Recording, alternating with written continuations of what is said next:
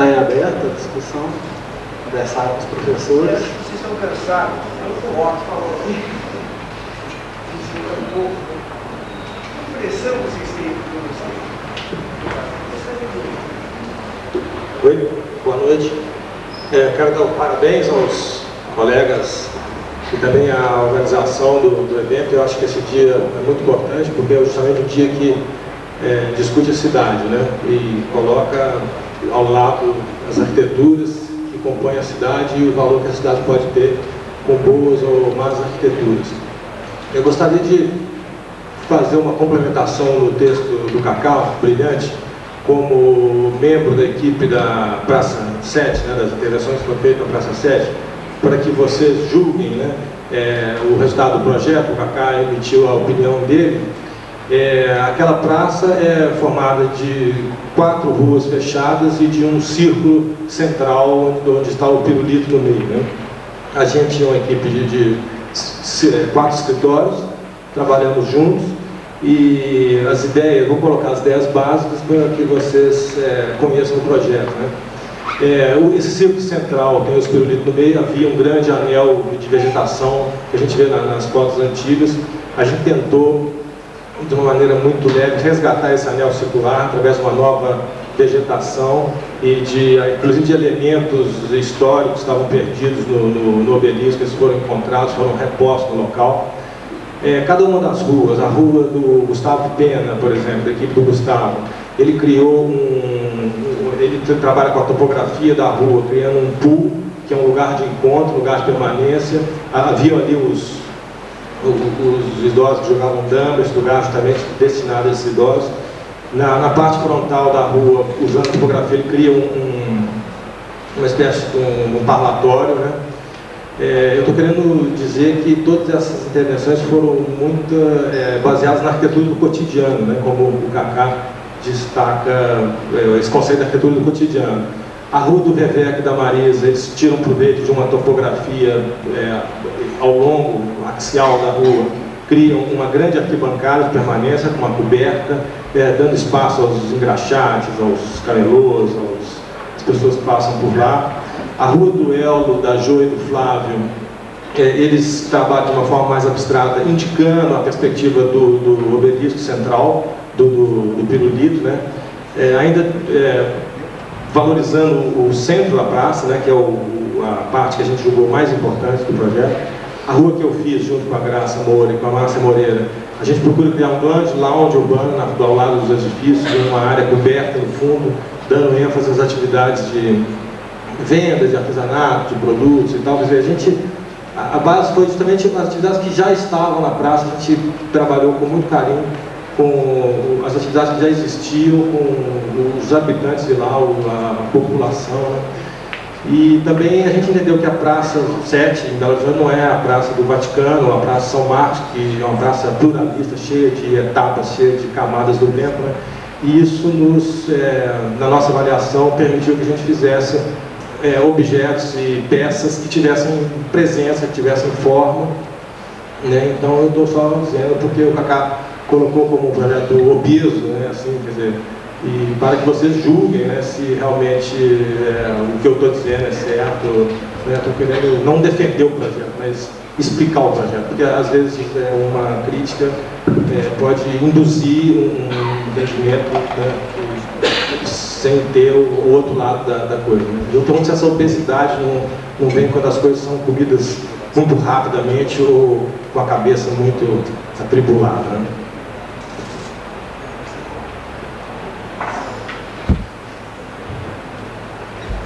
Bom, boa noite. Então, eu sou muito crítico do projeto da Praça 7, você sabe disso. Eu dei parecer contrário a ele no Conselho de Patrimônio Histórico, lá estava, depois por um lobby que eu não sei por onde que partiu, fizeram uma comissão para dar um parecer, derrubar-se o meu, para permitir viabilizar aquilo.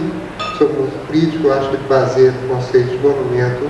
Acho que não, acho que você citou algumas coisas que têm o valor dele no seu cotidiano, mas acho que ele se baseia muito nos objetos, enquanto objetos de contemplação, que atrapalham até a contemplação de outros. Acho que um pouco a maneira pela qual ele se insere na cidade, maneira pela qual as pessoas têm apropriado, que virou muito, né, colação de cartaz e tal. Acho que ele realmente é um projeto que teve a sua época. Nós fizemos, né, o concurso aí era de 89, esse é o mesmo concurso de Flavinho, que depois foi reaproveitado. Agora, acho que é tarde para polemizar, né? Eu acho que a história da aprovação desse projeto, a maneira pela qual ele aconteceu e inseriu-se, eu acho que ela está documentada nas atas do Conselho de Patrimônio Histórico, tem valor, né, algumas coisas do projeto, mas eu acho que ele interfere de uma maneira que fragmenta um espaço que era um espaço mais de unidade e com uma certa pouca reverência. Então, não sei, não quero polemizar, a história do projeto já está aí, mas são objetos que eu não sei se eles servem à cidade. Ao contrário, eu acho que eles vêm à cidade servindo a eles, aí eu discordo um pouco do enfoque. Eu acho bom que existam opiniões contrárias, né?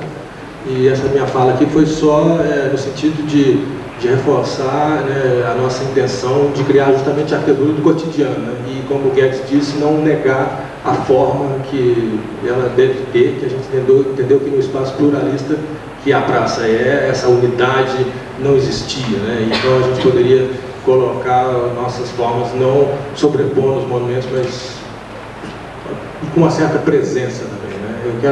Você vai lá hoje, você vê criança brincando, você vê pessoas sentadas, a segurança na praça é muito maior, enfim, eu quero defender, mas só para a gente colocar as duas visões, né?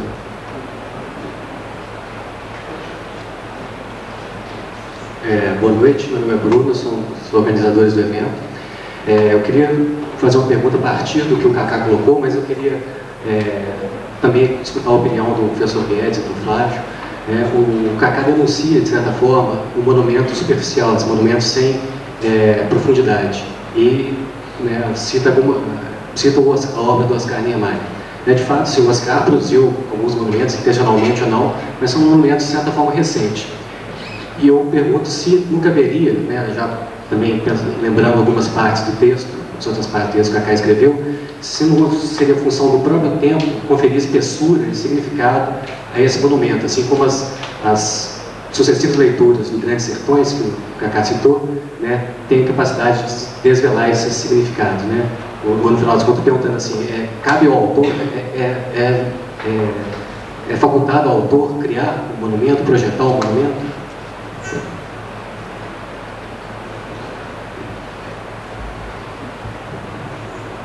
Tentar ser rápido para a gente não cair no erro de domingo passado, que vai ainda ser feito lá fora, esquentando, e eu quero curtir um pouco a companhia dos amigos aqui, vocês, do Guedes e tal, fora disso aqui. Não, acho que o tempo sobre o monumento. O monumento, a arquitetura, é o objeto de suas histórias, né? É o objeto de suas interpretações da história. Não sei mais o que é o Partenon. Ou seja, o Partenon e as suas camadas históricas são colocadas nele, suas interpretações, o que foi dito sobre ele. Então, acho que o tempo age. Mas no começo você fez uma pergunta mais radical. Como é que é o começo? Como é que você começou?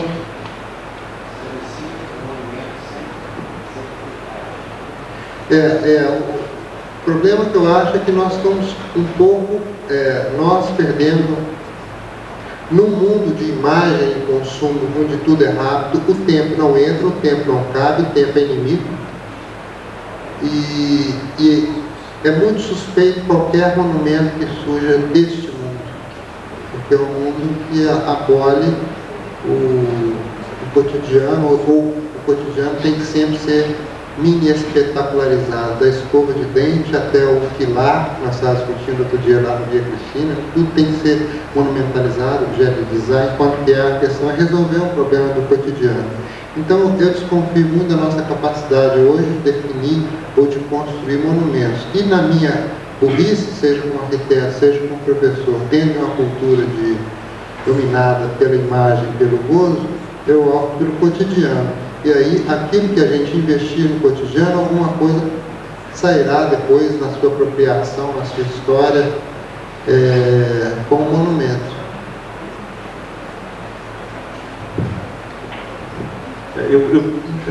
Na hora que eu estava fazendo a minha apresentação, eu fiquei sem saber se eu entraria nessa ou não, mas acho que ajuda nessa questão da compreensão, né? Vou tentar ser rápido para não fazer outra palestra, mas a questão do monumento tem um pouco a ver com pelo menos como a gente vê hoje, pensando historicamente, tem a ver com a ideia de patrimônio cultural, né? E essa questão de patrimônio cultural, a tradição nossa de valorização do patrimônio cultural é valorizar aquilo que é excepcional, que vem de uma ideia de cultura francesa, né, que aquilo que devia ficar para os pósteros é exatamente o que de melhor a cultura produziu. Então tinha essa ideia do excepcional, né? Isso contrapõe com a ideia alemã de cultura, que cultura é tudo aquilo que é representativo da cultura. Então mesmo aquilo que o cotidiano produz pode ser patrimônio cultural, porque ele é representativo da história, ainda que ele não seja excelente, que ele não tenha a coisa da excelência, né? Aí, nesse sentido, o monumento e o cotidiano se aproximam, porque o cotidiano pode ser monumento, desde que ele seja um documento importante da história, significativo da história, independente da sua excelência estilística ou não, né?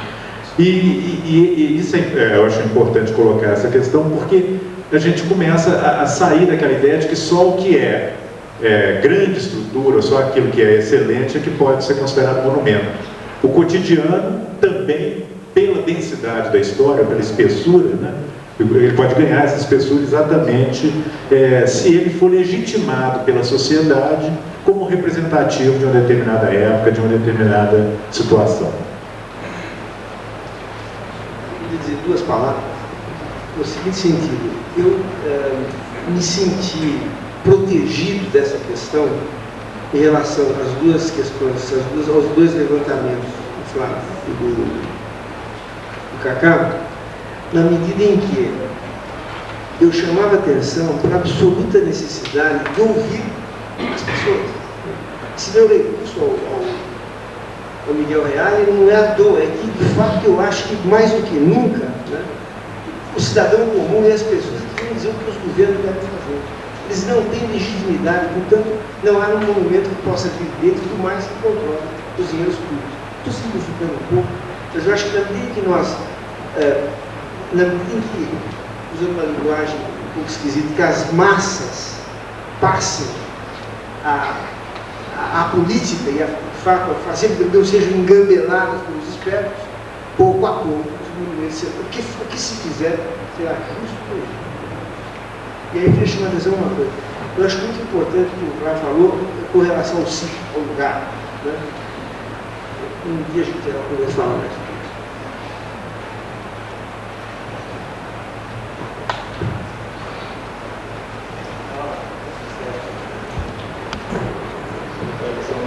Uma observação aqui sobre as colocações importantes que foram feitas hoje aqui, e particularmente uma questão. Está todo mundo ouvindo aí? Acho que está gravando.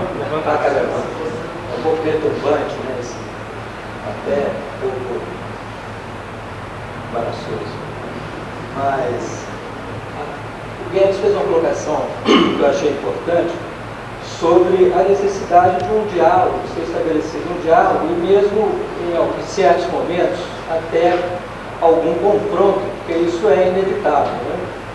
As ideias vão surgindo e evidentemente a gente não pensa do mesmo modo e a gente também, na verdade, como arquitetos, não sabe muito bem o que a gente pensa, porque raramente as ideias são confrontadas. Assim vejo o panorama de uma maneira geral. Mas queria apontar algo que eu acho que pode ser o começo de uma reflexão. Quando o Cacá coloca uma crítica bastante dura e fundamentada sobre uma arquitetura que privilegia ou que é tão visualmente expressiva, que é difícil você não perceber nela uma clara intenção de que ela seja vista, como o Guggenheim de Bilbao ou as obras da Praça 7. Então a sua colocação é uma colocação bastante incisiva no que diz respeito a um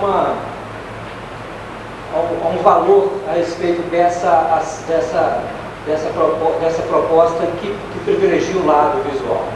Por outro lado, o Guedes levanta uma questão de que exatamente o oposto, onde ele fala que a censura não tem um espaço, não é cabível uma censura a respeito dessa questão. Então eu perguntaria o seguinte para vocês dois, talvez principalmente o Flávio, evidentemente, como arquiteto, professor também.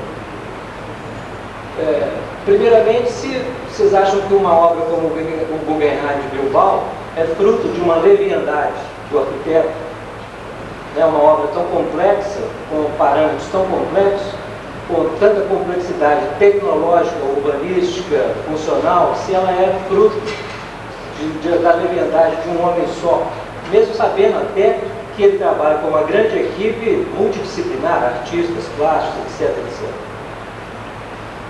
Segundo, eu queria saber do Guedes especificamente, já que você considera que não deve haver uma censura, e você disse na sua postura como professor até evita determinadas questões, como a proporção, a escala, eu queria saber de você se você acha que essa questão da forma é um conhecimento, se isso é um saber. Se não é, como é que a gente aprende? Se é, o que as escolas estão fazendo nesse sentido?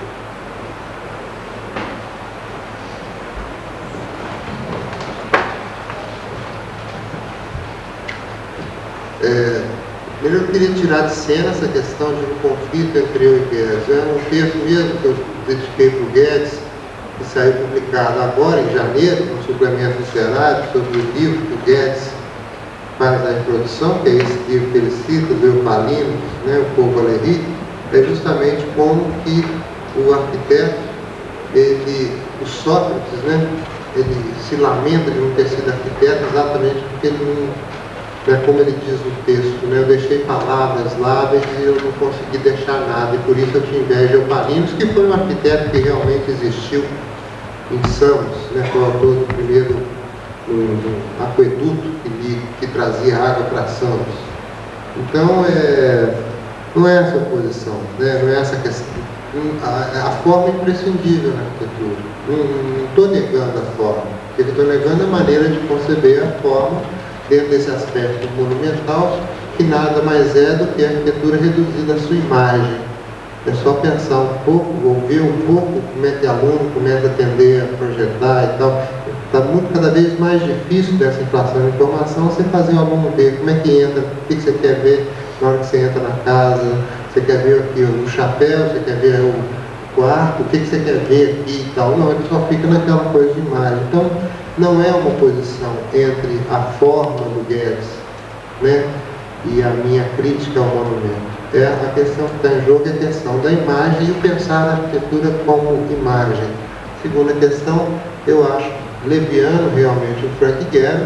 Eu acho que isso aí é só a gente, de uma certa forma, comparar isso. Uma obra que é R$70 mil o metro quadrado, é uma obra um pouco leviana diante do mundo, e essa é uma das questões bacanas daquilo que o Guedes chama de período heróico do modernismo, período inicial. Isso era inadmissível, era um problema universal do mundo, onde as soluções teriam que ser universais. E o que é mais leviano é a gente importar aquilo como modelo, com suas placas de titânio e tal, e achar que a gente aqui tem que fazer também obras como aquela que custa $70 mil o metro quadrado. Mais leviano que o Gehry é a gente querer fazer igual. Pô, sabe? Bom, é leviano mesmo.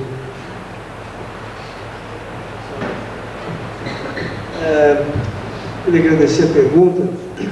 Eu também não vejo assim oposição. Eu penso o seguinte: Bilbao foi um desejo de Bilbao. A sociedade local pôs o dinheiro, fez um negócio com o Guggenheim, construíram e que é um enorme sucesso turístico de arrecadação.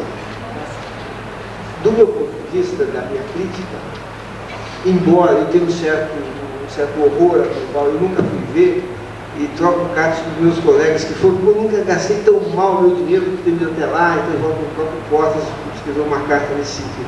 Eu estou arrependido, custa uma fortuna, pessoas são muito caras e tal. É uma droga. Sabe alguém já foi para o Bal? Acho que muitos já foram, né? Parece que o hall de entrada tem 50 metros de altura.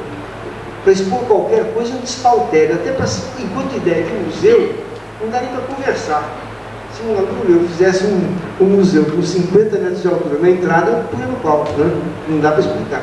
Mas isso posto, do ponto de vista do processo político da decisão, a não ser, parece que é justificar, parece que está bom. Eu não conheço a Espanha, muito menos naquela área conflitada que é do ETA, né? Então não sei, eu não gosto do projeto. Se eu fosse do Júlio, não premiaria, porque tem uma série de críticas à solução, à tecnologia, ao custo, o conceito de museu, o que é isso. Mas há uma nova arquitetura do mundo que não tem nada a ver com os nossos velhos usos e com necessidades sociais, que é o capitalismo, a arquitetura de efeito, a arquitetura dinheirista, arrecadatória, para arrancar dinheiro de turista, que eu não sou capaz de avaliar. Eu não sei se respondo. Mas eu acho que o prédio ficar enquanto prédio em si, dado o seu projeto funcional, projeto de utilização, e acho que Bilbao fez um grande negócio, muito bom para a cidade, estava morrendo, deu uma vida nova. Mas isso não é um juízo claro para mim, estou apenas tentando dialogar com você. Você acha que se o Guilherme construísse alguma coisa naqueles seus quarteirões ali liberados, o que você acha que quando você propaga tanta liberdade? Sabe, eu penso o seguinte, posso responder? Eu baixo a minha cabeça e eu acredito nisso porque eu acho que é uma situação negocial de uma extrema clareza e acho que é o futuro do mundo, né? Você só poderá fazer coisas razoáveis, né, na medida em que a população progressivamente participa das decisões que dizem respeito. Agora, eu não conheço o processo de Bilbao, né? Mas eu acho que se o que eu estou falando tem algum caminhamento, agora, depois de Bilbao, eu conheço várias cidades que chamaram arquitetos e que depois puseram o cara para fora, custou uma fortuna, não acabava. Por exemplo, o Colas agora nos Estados Unidos, o Oscar, que está sendo posto para fora da Alemanha, do projeto que ele fez lá, que eu brigando com ele e tal. E não sei se esse que vai fazer na Espanha vai acabar, porque a arquitetura é um trabalho pesado. Eu, aos 99 anos, não sei se dá para fazer um trabalho pesado como é. Agora, desejo que ele tenha todo sucesso. Só estou dizendo que há vários casos em que os arquitetos não acabaram seus projetos. Outro foi o Lord Foster, que foi fazer não sei o que na própria Espanha, não sei se em Valência, e puseram para fora. Por quê? Não tinha a mesma situação de Bilbao. Não sei se respondi. Eu não me chatearia se alguém aqui tivesse projeto, quisesse fazer, competência para fazer. Eu não me sentiria autorizado a criticar por razões externas. Isso, sinceramente. Eu queria fazer uma pergunta ao professor Guedes e a qualquer outro membro da mesa que queira responder. O professor gosta, ele acabou de tocar nisso, de citar a possibilidade de participação da sociedade na constituição do espaço, não apenas de determinados grupos de poder que, por sabe-se lá quais meios, chegam à possibilidade de construir. Isso veio ao encontro de uma das falas da semana passada, da professora Silk. Eu sei que o professor Guedes gosta de citar em seus textos, que era contra a integridade. Então, a integridade no sentido, ela colocou na definição da Alberto, que é a forma da qual não se pode tirar nem colocar nada. Então eu perguntaria, é possível integridade formal, construtiva, que deixe participação para a população?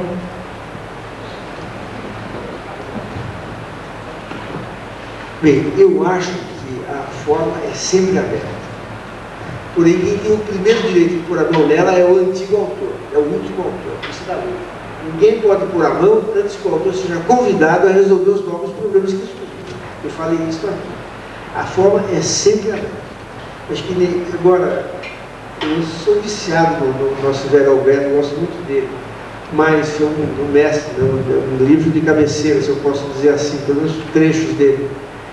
Mas acho que é momento de se ligar isso em tudo. É claro que a gente sempre vê a perfeição como algo próximo do divino, intocável, mas eu acho que é puro ideal. Na luta pela vida e da sobrevivência das sociedades, é preciso mudar continuamente. E ninguém tem mais jeito de mudar que a própria sociedade. Por isso que eu falei, o governante tem que verificar se os projetos, os concursos continuam válidos, ou se ele vai solicitar adaptações, modificações, abaixo o arquiteto dono da forma. É sempre um processo de renovação, de construção. E o que tiver que ser preservado, também o ponto. Ninguém vai mudar latrinário, ninguém vai mudar charter.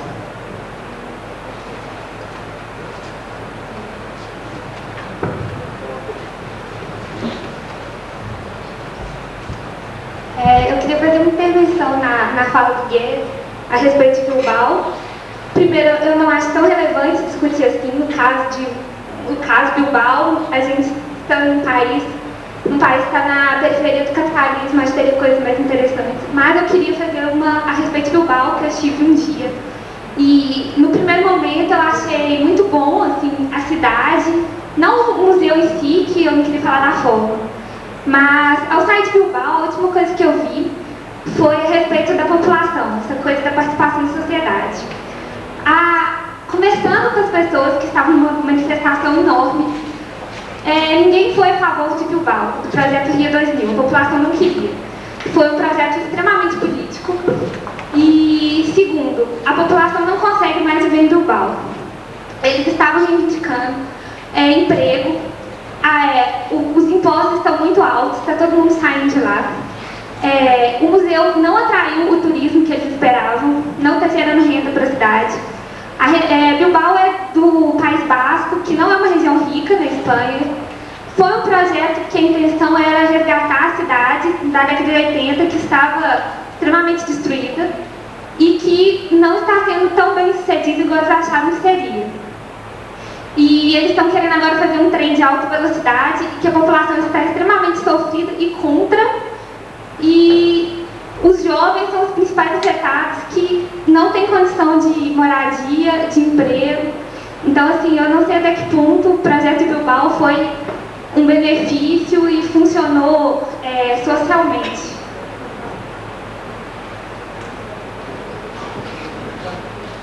Acho maravilhoso. Eu acho esse depoimento maravilhoso, que eu não sabia. Né? Era muito provável isso corrobora tudo que você falou aqui. Então, nem mesmo isso, que nos é jogado na cara, viu? Você que é contra o formalismo e tal, viu? Bilbao é um sucesso. Até isso a gente vê que não foi verdade. Obrigado. Talvez eu acho um problema de formação, né? Tá, sim. Depois merece ser. Muito obrigado. Vou tomar cuidado. Só uma nota rápida. A expectativa do museu era de atrair 50 mil pessoas por ano e está atraindo uma média de 6 milhões de pessoas. Então, também não acho que é relevante. Acho que você tem muita razão no aspecto que não é relevante essa discussão, né, sobre o jogo. Acho que a questão é a forma, exatamente a forma que o exemplo foi porque o exemplo que o Cacá usou como um modo de explicar, mas não especificamente discutir esse projeto. Eu tenho ouvido muita crítica contra projetos experimentais que ninguém sabe como se conservam, quanto custa a conservação, porque isso é custo público. Né? Muita crítica ao ponto público, muita crítica do Bilbao por causa também da conservação, que é muito difícil conservar, está tudo já em renovação. Mas eu não queria, porque eu não conheço o assunto em profundidade. Tem uma pergunta relativa, na verdade, ao que é A monumentalidade, que eu acho que seria o evento arquitetônico, a construção de um edifício ou de um monumento e o que isso representa no tempo da cidade. Então, muitas vezes a arquitetura, historicamente, ela serve ao poder público, ao poder financeiro, e o que a gente vê que hoje, principalmente, a maior parte da cidade, ela está distanciada do arquiteto, ela não está, pelo menos, com um tipo de colaboração do arquiteto. Então, eu queria saber se vocês acham que tem alguma forma da arquitetura permear o cotidiano das pessoas, o dia a dia, e não só ser um evento, assim, alguma coisa, ser um monumento na sua própria construção.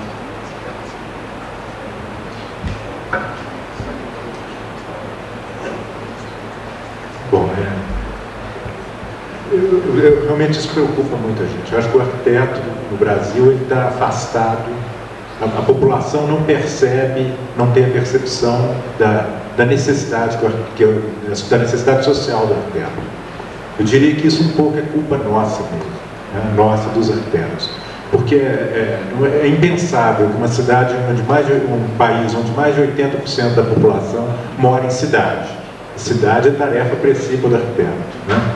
Com o patrimônio imenso desse que a gente tem, com os problemas sociais de habitação, que a gente tem um déficit de 8 milhões de habitações, né? Quer dizer, tudo isso mostra que existe uma necessidade concreta do profissional arquiteto. Agora, essa não é a percepção da sociedade. A sociedade não vê isso com tanta percepção e é por isso que ela não usa o arquiteto. Eu acho que essa reflexão é a reflexão que nós, como categoria, temos que fazer. E também como professores de escola de arquitetura, porque a sensação que a gente tem é que a gente forma o arquiteto para fazer só os projetos excepcionais. Né? As nossas escolas de arquitetura, elas trabalham muito nesse sentido. E talvez daí a gente esteja perdendo para nós mesmos, essa referência da função social da nossa profissão.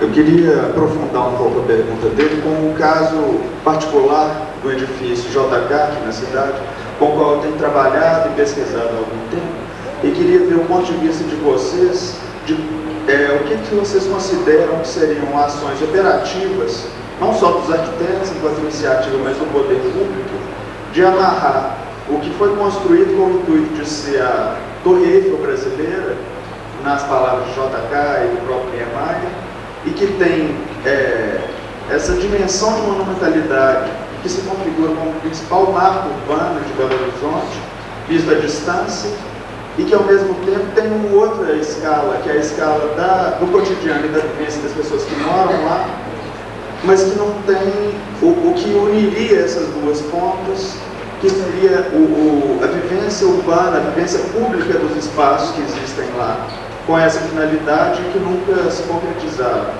Tentando sintetizar, o que vocês acham que seriam ações operativas para tentar unir duas pontas da monumentalidade, da presença dele na cidade, com o cotidiano da vivência interna dele, e que não se amarram?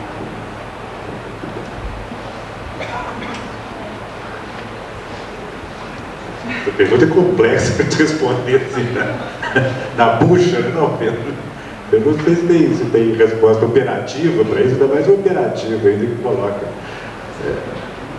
O que eu acho é que assim, talvez o que eu puder só, não é nem para responder, mas para contornar a pergunta, um dos grandes problemas que a gente tem na arquitetura é exatamente a questão da ressignificação e da reutilização dos prédios, né? Porque afinal de contas eles foram projetados para uma determinada realidade de um determinado tempo. E no caso específico do JK, até por uma utopia, né? Era uma utopia de conviver, né? Era a tentativa de colocar em prática um pensamento, uma ideologia, um pensamento utópico, o que torna ainda mais complexa a questão do JK, né? Mas esse é um dos grandes desafios que a gente tem hoje, é exatamente como é que, passada aquela realidade para que o prédio foi feito, como é que a gente consegue usar a mesma estrutura do prédio, a mesma estrutura física do prédio, para as novas formas de viver e de utilizar. Eu acho que essa é uma questão que merece uma análise profunda, inclusive e é por isso que não dá para responder aqui, de como as pessoas vivem e convivem no edifício JK. E essa informação não tem. Eu acho que ela seria base para que a gente possa entender como é possível uma sociabilidade e a interação dos moradores do prédio com o próprio prédio.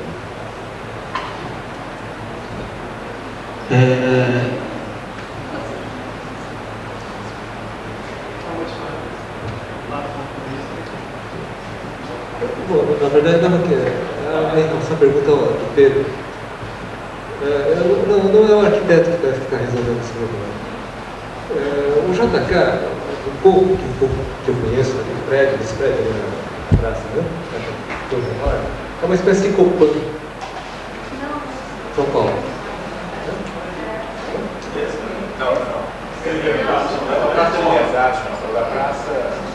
Da praça, sim, o Tridente, o Bigode Tridente, exatamente, que é encurtição, uma coisa desse tipo, né? Olha, o Copan em São Paulo era algo mais ou menos desse gênero.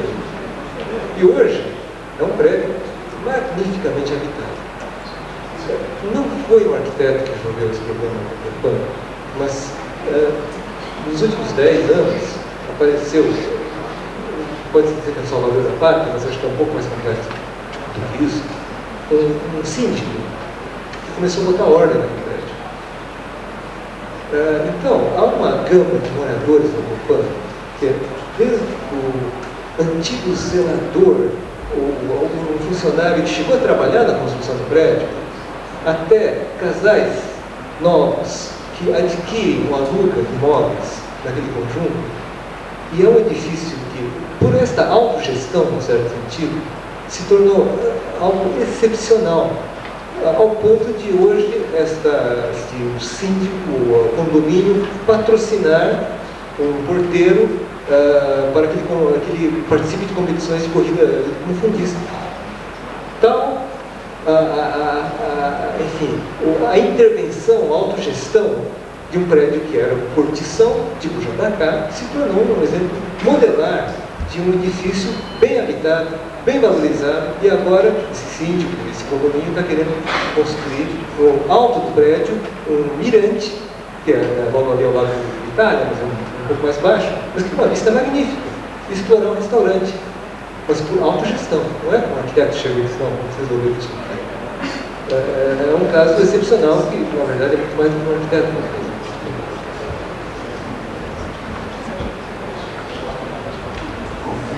Queria agradecer a participação de todos, em especial os colegas convidados aqui para a mesa. Lembrando a todos que quase todos os palestrantes e convidados aqui do MDC têm seus textos publicados na revista, e toda a revista, todo o seu conteúdo está no site, e o site é aberto a comentários que serão publicados, desde que dentro do tema, serão publicados no site. Esse aviso é bom, sobretudo, para aqueles que, ao longo de todos esses dias, vêm apresentando questionamentos, que se coloquem também por escrito, ao convite.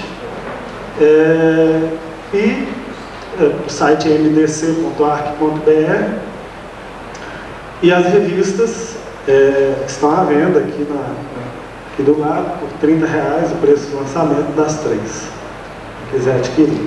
Então, a gente agradece a todos, convidamos aí para o lançamento do livro do Bruno Santa Cecília, amanhã, às 16 horas, entrada franca, e a palestra com a presença do professor Segal, Silvio de Podestar, Maria Josefina Vasconcelos e o próprio Bruno Santa Cecília, complexidade e contradição na arquitetura contemporânea, que é o tema do nosso 4º número, que está totalmente aberto à participação de todos no site a partir de segunda-feira.